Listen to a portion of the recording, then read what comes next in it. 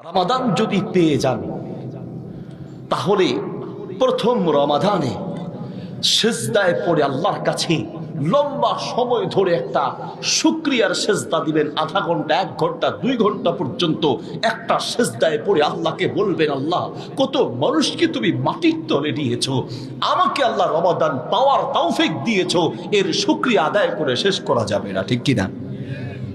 রমাদানের 1 নম্বর প্রস্তুতি হচ্ছে প্ল্যান তৈরি করা, পরিকল্পনা করা, নিয়ত করা।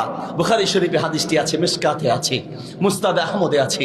নবী সাল্লাল্লাহু আলাইহি সাল্লাম বলেন, ইন্নাল্লাহা লা ইয়ানজুরু ইলা সুওয়ারিকুম ওয়ালা ইলা আজসামিকুম ওয়ালাকিন ইয়ানজুরু ইলা কুলুবিকুম ওয়া আমালিকুম।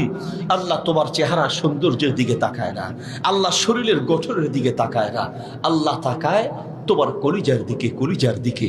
পৃথিবীর মানুষকে মুখের কথা বোঝানো যায় না, বলে অনেক কলিজার কষ্টের কথা সন্তানকে আপনি বোঝাতে পারেন নেই, ছেলে মেয়েকে আপনি বোঝাতে পারেন নেই, মা বাবাকে বোঝাতে পারেন নেই।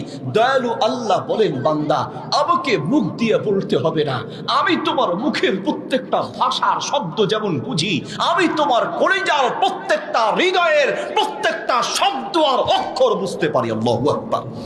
খালি হৃদয় একটু টান, একটু আকর্ষণ, একটু মায়া, একটু ভালোবাসা, একটা প্ল্যান, এই প্ল্যান আর এই টান, এটা আপনার নাজাতের উসিলা হয়ে যেতে পারে। সুবহানাল্লাহ বলেন। কোন কারণে কাকে আল্লাহ কখন কিভাবে নাজাত দেয়, সুবহানাল্লাহ বলেন, আল্লাহ ছাড়া কেউ জানে না।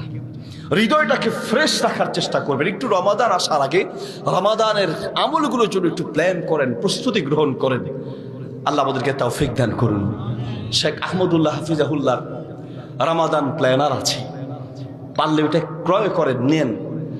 বিভিন্ন ওয়েবসাইটে পাওয়া যায়, বিভিন্ন লাইব্রেরিতে পাওয়া যাবে। এই প্ল্যানারটা নিলেও সেখানে রমাদান আপনি কি কি আমল করবেন, অনেকগুলো প্ল্যান সেখানে তৈরি করা আছে। এতে করে ইনশাআল্লাহ আপনার রমাদানটা সুন্দর হবে।